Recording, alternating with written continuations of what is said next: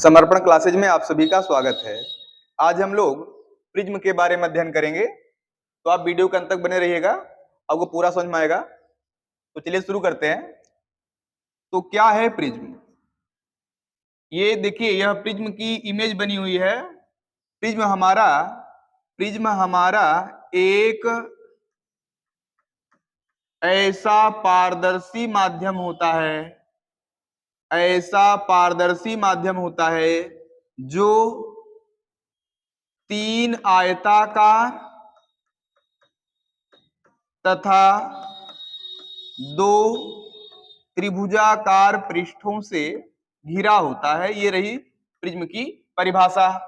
क्या कह रहा कि प्रिज्म एक ऐसा पारदर्शी माध्यम है जो तीन आयताकार तथा दो त्रिभुजाकार पृष्ठों से घिरा होता है।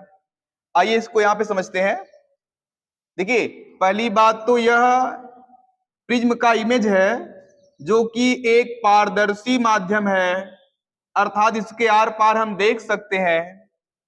इसका निर्माण तीन आयताकार और दो त्रिभुजाकार पृष्ठ से हुआ है। कौन कौन है? यहाँ पे देखिए, तीन आयताकार पृष्ठ दिख रहे हैं। पहला आयताकार पृष्ठ ये है, दूसरा ये है, तीसरा ये है। ये तीन आयताकार पृष्ठ हो गए। और दो त्रिभुजाकार पृष्ठ कौन है? एक यह सामने का पृष्ठ और एक इसके पीछे का पृष्ठ। और ये दोनों पृष्ठ कैसे हैं? त्रिभुजाकार हैं। तो इस प्रकार से अगर हम कहें तो कहेंगे भाई प्रिज्म क्या है? प्रिज्म हमारा एक ऐसा पारदर्शी माध्यम है जो तीन आयताकार और दो त्रिभुजाकार पृष्ठों से घिरा होता है। तो यह जो परिभाषा थी, यह एनसीईआरटी बेस्ड परिभाषा है। एनसीईआरटी बेस्ड परिभाषा है। अभी इसके बाद हम प्रिज्म की एक परिभाषा और पढ़ेंगे। आइए इसकी दूसरी परिभाषा देखते हैं। पहली परिभाषा क्या थी कि प्रिज्म एक ऐसा पारदर्शी माध्यम है जो दो त्रिभुजाकार और तीन आयताकार पृष्ठों से घिरा होता है। आइए दूसरी परिभाषा देखते हैं। प्रिज्म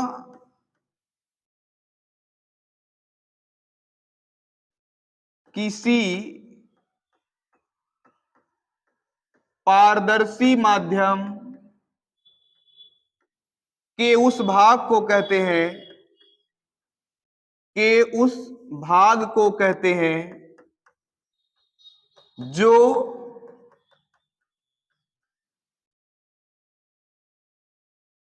किसी कोण पर झुके हुए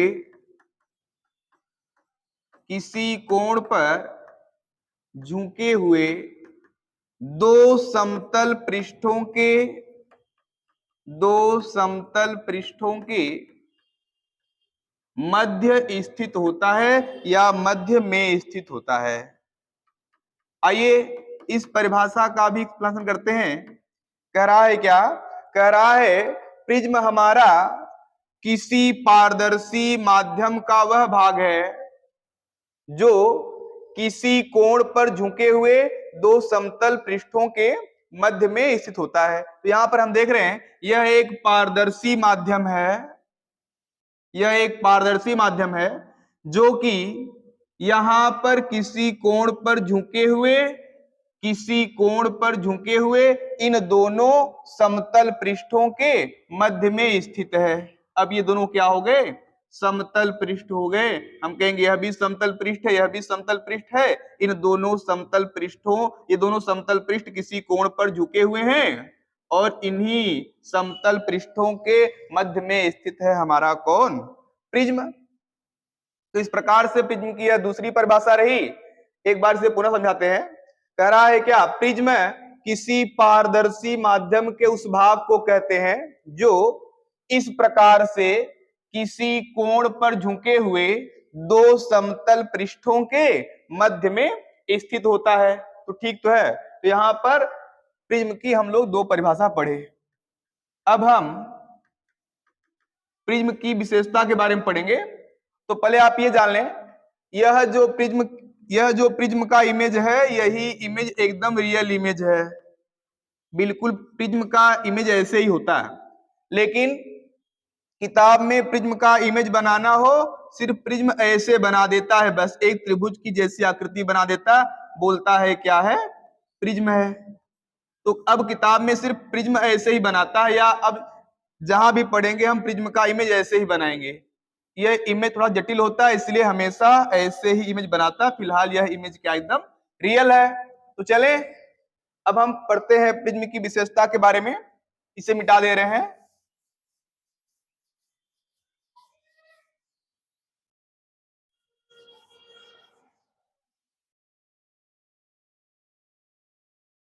ये बन गया प्रिज्म।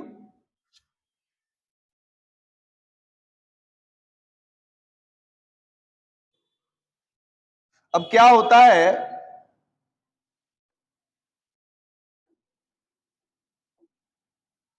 ये मान लो कोई प्रकाश की किरण है, ये मान लें कोई प्रकाश की किरण है जो प्रिज्म के अंदर प्रवेश करना चाहती है। तो आप यह बात जान लीजिए कि मान लीजिए अगर यह प्रिज्म कहाँ रखा गया, अगर यह प्रिज्म वायु में रखा गया है तो हम कहेंगे कि भाई प्रिज्म के चारों तरफ क्या होगा, प्रिज्म के चारों तरफ वायु होगा। और मान लीजिए कि प्रिज्म किसका बना है, कांच का बना है। तो क्या होता है, हम एक बात जानते हैं क्या, हम जानते हैं कि यदि कोई, अभी हम प्रकाश का अपवर्तन पढ़ के आए हैं, प्रकाश के अपवर्तन में क्या पढ़े हैं, यदि कोई प्रकाश की किरण है, यदि कोई प्रकाश की किरण है जो कि इस प्रकार से विरल माध्यम से सघन वाले माध्यम में प्रवेश करती है, तब वह प्रकाश की किरण सीधे नहीं जाती बल्कि उसका अपवर्तन होता है, अर्थात वह प्रकाश की किरण मुड़ के जाती है और सदैव अभिलंब की ओर झुक जाती है। कहने का मतलब क्या हुआ, यदि कोई प्रकाश की किरण किसी विरल माध्यम से सघन माध्यम में प्रवेश करेगी तो सीधे नहीं जाएगी, क्योंकि उसका अपवर्तन होगा और अपवर्तन के पश्चात वह इस प्रकार से अभिलंब की ओर झुक के जाती है। और इसी का उल्टा क्या है, इसी का उल्टा है, यदि कोई प्रकाश की किरण है वह सघन माध्यम से प्रवेश करती है, कहां, विरल माध्यम से, विरल माध्यम में, ये कौन है, ये हमारा अभिलंब है। तो क्या होता है, ये अभिलंब है। यदि कोई प्रकाश की किरण सघन माध्यम से विरल माध्यम में इस प्रकार से प्रवेश करती है तो यह भी प्रकाश की किरण सीधे नहीं जाएगी, क्योंकि इसका भी होगा अपवर्तन, और अपवर्तन के पश्चात यह प्रकाश की किरण इस अभिलंब से दूर हटके इस प्रकार से चली जाती है। तो क्या स्पष्ट हुआ, हम देख रहे हैं कि यदि कोई प्रकाश किरण विरल से सघन में जाएगी तो अभिलंब की ओर झुक जाती है, और सघन से विरल में जाएगी तो अभिलंब से दूर हट जाती है। अब इन्हीं बातों को ध्यान में रखते हुए आइए यहाँ पे समझते हैं। ध्यान दें, यह प्रकाश की किरण वायु में से प्रिज्म में प्रवेश कर रही है और हमें पता कि प्रिज्म बना किसका, कांच का। तब हम कहेंगे भाई जो वायु है, वायु कांच की अपेक्षा है कैसा माध्यम, विरल, और कांच हमारा इस वायु की अपेक्षा कैसा माध्यम है, सघन माध्यम। और यहां भी वायु है तो यह भी कैसा होगा, विरल माध्यम। अब अगर इन बातों को ध्यान में रखें तो हम देख रहे हैं कि यह प्रकाश की किरण जो है जब प्रिज्म में प्रवेश करना चाहेगी तो पहले जाके यह प्रिज्म के इस वाले पहले वाले पृष्ठ पर आपतित होगी। अब जो पहला वाला पृष्ठ है, पहले वाले पृष्ठ के लिए अभिलंब का काम कौन करेगा, पहले वाले पृष्ठ के लिए अभिलंब का काम हमारा ये करेगा। तो क्या होगा,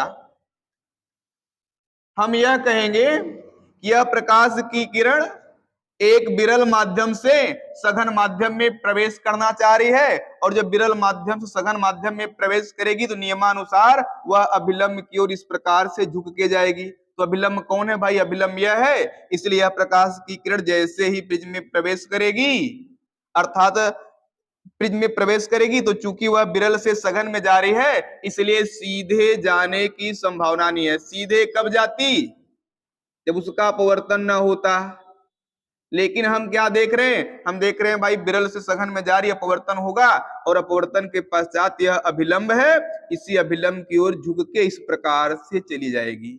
अभिलंब यह है, इसकी ओर झुक के इस प्रकार से चली जाएगी। यहां देख रहे हैं विरल से सघन में गई, अभिलंब की ओर झुक गई, झुक के इस प्रकार से जा रही है। अब क्या होगा, अब यह प्रकाश की किरण पहुंच गई कहां, अब प्रकाश की किरण इस प्रिज्म के दूसरे वाले पृष्ठ पर पहुंच गई। दूसरे वाले पृष्ठ पर क्या होगा भाई, दूसरे वाले पृष्ठ के लिए अभिलंब का काम कौन करेगा, दूसरे वाले पृष्ठ के लिए अभिलंब तो ये लग रहा है ना। अब यहाँ पे क्या होगा, यह दूसरे पृष्ठ का अभिलंब है, नियमानुसार क्या होगा, हम जान रहे हैं कि इस बार प्रकाश की किरण कांच में से जा रही है और कांच में से निकलना चाह रही किधर, वायु में, अर्थात सघन माध्यम से जाना चाह रही कहां, विरल माध्यम में। तो क्या होगा, सघन से विरल में जाएगी तो अभिलंब की ओर झुकेगी नहीं, बल्कि अभिलंब से इस प्रकार से दूर हट जाएगी। तो यह प्रकाश की किरण अभिलंब की ओर नहीं मुड़ेगी, अभिलंब की ओर मुड़ती तो ऐसे जाती, लेकिन अभिलंब की ओर नहीं मुड़ेगी। क्यों, क्योंकि वह जा रही है सघन से विरल में, इसलिए अभिलंब की ओर नहीं मुड़ेगी, अर्थात अभिलंब से दूर हटेगी। तो पहली बात तो सीधे नहीं जाना है, सीधे क्यों नहीं जाएगी, क्योंकि उसका अपवर्तन होगा, अपवर्तन के पश्चात अभिलंब से दूर हटके इस प्रकार से चली जाएगी। तो हम क्या देख रहे हैं, यह जो आने वाली किरण है इसे हम आपतित किरण कहते हैं, आपतित किरण कहते हैं, और प्रिज्म से जो किरण निकल रही है उसे हम निर्गत किरण कहते हैं। तो क्या दिख रहा है, हमें यह दिख रहा है कि प्रिज्म के अंदर जो प्रकाश की किरण प्रवेश करती है, प्रिज्म के अंदर प्रवेश करने वाली जो प्रकाश की किरण होती है, प्रिज्म उस प्रकाश की किरण को दो बार अपवर्तित करता है, एक बार इस पृष्ठ द्वारा, एक बार इस पृष्ठ द्वारा। और जब यह प्रकाश की किरण इन दोनों पृष्ठों से अपवर्तन के पश्चात निर्गत होती है तो सदैव इस प्रिज्म के आधार की तरफ झुक जाती है, और दिख रहा कि यह प्रकाश की किरण आधार की तरफ झुक गई है। इससे क्या स्पष्ट हो रहा है, इससे स्पष्ट होता है कि प्रिज्म के अंदर जो भी प्रकाश की किरण प्रवेश करेगी उस प्रकाश की किरण को प्रिज्म हमारा अपने आधार की तरफ इस प्रकार से मोड़ देता है। अब यहां पर अगर आप ध्यान दें तो यह हमारा आपतित किरण है और यह निर्गत किरण है।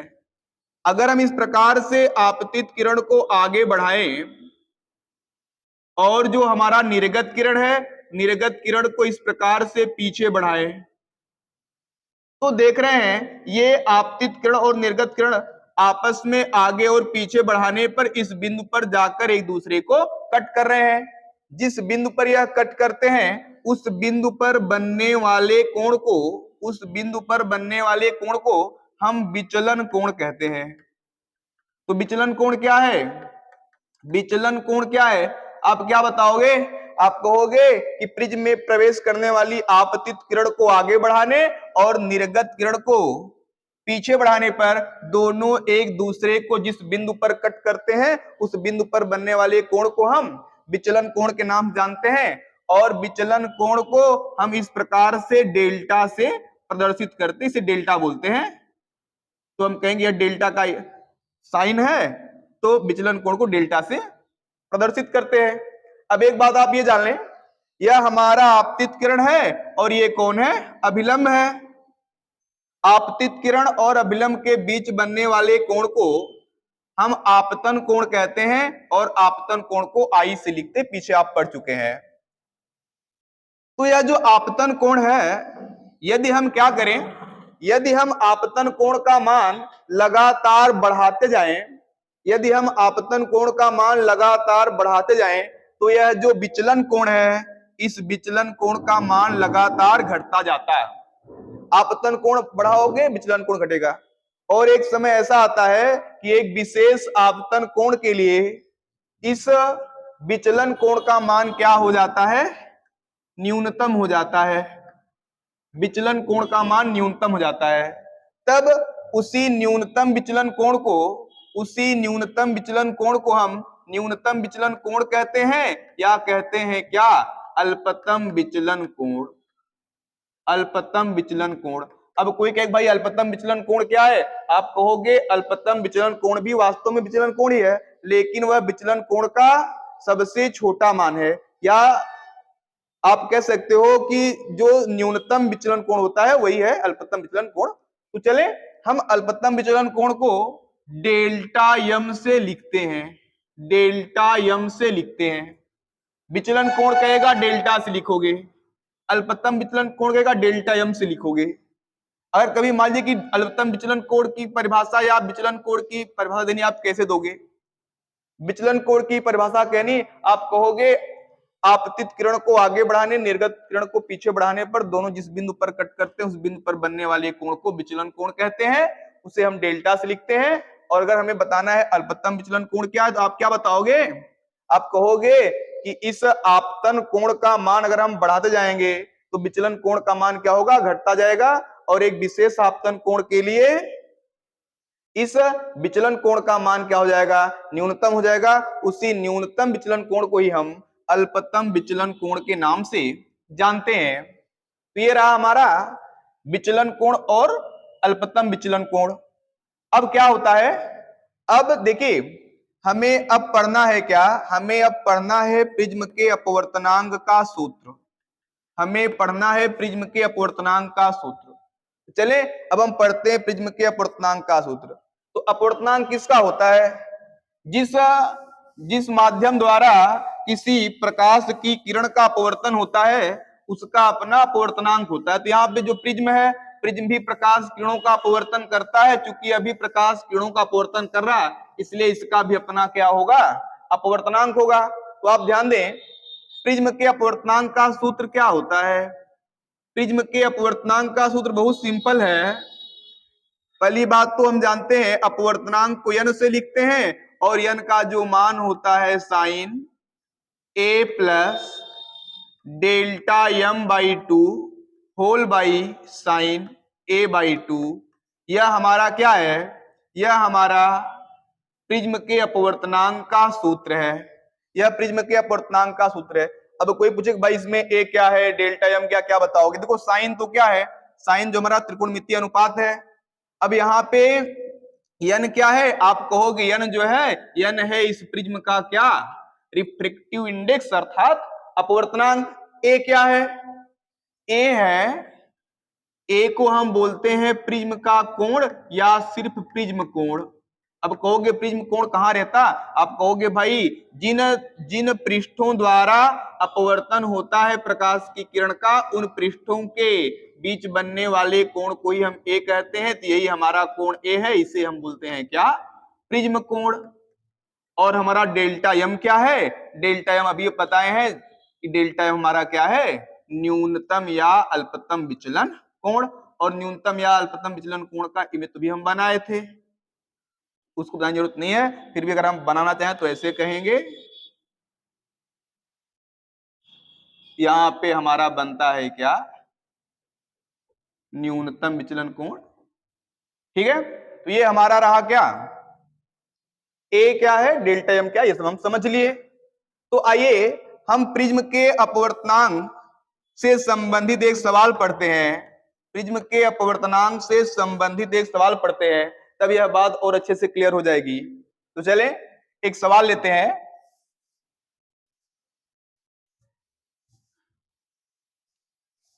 आपको फार्मूला याद रखना, फार्मूला आसान है, n बराबर sine a plus delta m by 2 whole by sine a by 2। तो चले एक सवाल लिखते हैं। किसी प्रिज्म का कोण, किसी प्रिज्म का कोण 60 अंश है तथा उसका अल्पतम विचलन कोण, उसका अल्पतम विचलन कोण 38 अंश है। तो प्रिज्म का अपवर्तनांक ज्ञात कीजिए। तो प्रिज्म का अपवर्तनांक ज्ञात कीजिए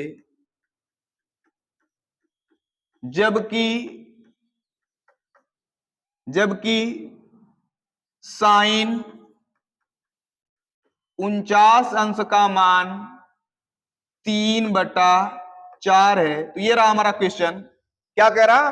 कह रहा है किसी प्रिज्म का कोण 60 अंश है, किसी प्रिज्म का कोण 60 अंश है। तो प्रिज्म का कोण 60 अंश का मतलब क्या है? प्रिज्म का कोण 60 अंश का मतलब है इस प्रकार से आप प्रिज्म बना सकते हो और कहोगे भाई प्रिज्म का कोण 60 मीन्स क्या? यह कोण 60 अंश है, यही है हमारा कौन? प्रिज्म कोण, जिसको हम ए से लिखते हैं। तो ए का मान दिया है 60 अंश। फिर क्या कह रहा? तथा उसका अल्पतम विचलन कोण 38 अंश है। हमें तो पता भाई अल्पतम विचलन कोण अभी यहाँ पे आप प्राप्त करे थे। अल्पतम विचलन कोण को हम किससे लिखते हैं? डेल्टा एम से लिखते हैं। डेल्टा एम का मान दिया कितना? 38 अंश। ये हो गया अल्पतम विचलन कोण को डेल्टा एम से लिखते उसका मान 38 अंश हो गया। अब पूछ क्या रहा? तो ज्ञात करें क्या? तो प्रिज्म का अपवर्तनांक ज्ञात करें। प्रिज्म का अपवर्तनांक मींस किसका मान? n का मान ज्ञात करना है। जबकि यहाँ पर एक बात और लिखा है क्या? साइन 49 अंश का मान 3/4 है। तो साइन 49 अंश का मान आप 3/4 लिख सकते हैं। देखिए सवाल लगाने का अच्छा तरीका यह है कि पहली बात तो आप एक ऐसे इस प्रकार से रफली इमेज बना लें और उसमें जो मान दिया आप लिख लें। अब उसको यह सारा मान आपको यहाँ लिखना होता है तब अच्छा लगता है। लिखेंगे यहाँ पे दिया है प्रिज्म कोण अर्थात ए का मान 60 अंश, अल्पतम विचलन कोण डेल्टा एम का मान 38 अंश, अपवर्तनांक ज्ञात करना है। जबकि दिया है साइन 49 अंश का मान कितना है? 3/4 है। अब हमें पता है क्या? हमें पता है प्रिज्म के अपवर्तनांक का सूत्र क्या होता है? प्रिज्म के अपवर्तनांक का सूत्र होता है n बराबर sine A plus delta M by 2 whole by sine A by 2। आइए इस फॉर्मूले में मान रखते हैं, इसे मिटा दे रहे अभी। इसमें मान रखते हैं। अब हम कहेंगे n बराबर साइन ए का मान कितना है? ए का मान दिया है 60 है तो 60 लिख दीजिए, प्लस डेल्टा एम का मान कितना है? 38 अंश तो 38 अंश लिख दें, और होल बाई कितना है? 2 तो 2 लिख दिए। अब क्या होगा? अब पूरे का बटा है साइन ए बाई 2। साइन को साइन लिखें, ए का मान दिया है कितना? 60 अंश, तो जहां पे ए लिखना वहां पे कितना लिख दो? 60 और बटे कितना? 2। तो ये हो गया। अब हम कहेंगे n बराबर साइन 60 और 38 ऐड करें तो कितना आएगा? 98। 98 का बटा 2 है अर्थात 98 का आधा। 98 का बटा 2 मीन्स 98 का आधा कितना होगा? 49 होगा। तो साइन 49 हो गया और बटे कितना? यहाँ पे साइन 60/2 है। साइन को साइन लिखें, 60/2 को हल करेंगे, 2 से भाग देंगे, 60 में कितना आएगा? 30। तो यहाँ पे साइन 30 हो गया। अब कुछ नहीं करना, सिर्फ मान रखना आपको। साइन 49 अंश का मान तो यहाँ पे क्वेश्चन में पहले से दिया है। साइन 49 अंश का मान कितना है? 3/4। जहां पे साइन 49 लिखा है वहां पे आप 3/4 लिख दो, और होल बाई यहाँ पे साइन 30 का मान आपको पता है। साइन 30 का मान आप साड़ी में पढ़े कितना होता है? साइन 30 का मान 1/2 होता है। तो यहाँ पे कहीं साइन 30 का मान दिया नहीं, फिर भी आप जानते रहे, आप त्रिकोणमिति में पढ़े हैं, साइन 30 का मान होता है कितना? 1/2। तो जहां पे साइन 30 है वहां पे लिख दे रहे हैं 1/2। अब इसी को हल करना। अब आप जान लें कि जब दो भिन्न हो, दोनों भिन्नों का अनुपात हो, जब दो भिन्नों का अनुपात हो, हल करना बड़ा आसान होता है। आप कहोगे n बराबर, पहले वाले भिन्न को आप साफ साफ ऐसे 3/4 लिख लो। अब दूसरा वाला भिन्न नीचे है बटे में, उसको आप यहाँ पर पलट कर गुणा करा दें। यह 1/2 है, पलटेंगे क्या हो जाएगा? 2/1। पहला वाला भिन्न वैसे ही लिखे, दूसरे वाले भिन्न को जो कि भाग किया था उसको पलट के गुणा करा लो। 1/2 था, यहाँ पे 2/1 हो गया। कुछ करना नहीं है, 2 से काट दो, 2 दूनी 4, यहाँ पे बचा 2 1 के 2, कितना गया? n बराबर 3/2। ये हो गया क्या? ये हो गया उस प्रिज्म का अपवर्तनांक जिस प्रिज्म का कोण 60 अंश था और न्यूनतम विचलन कोण कितना था? 38 अंश। तो ठीक है,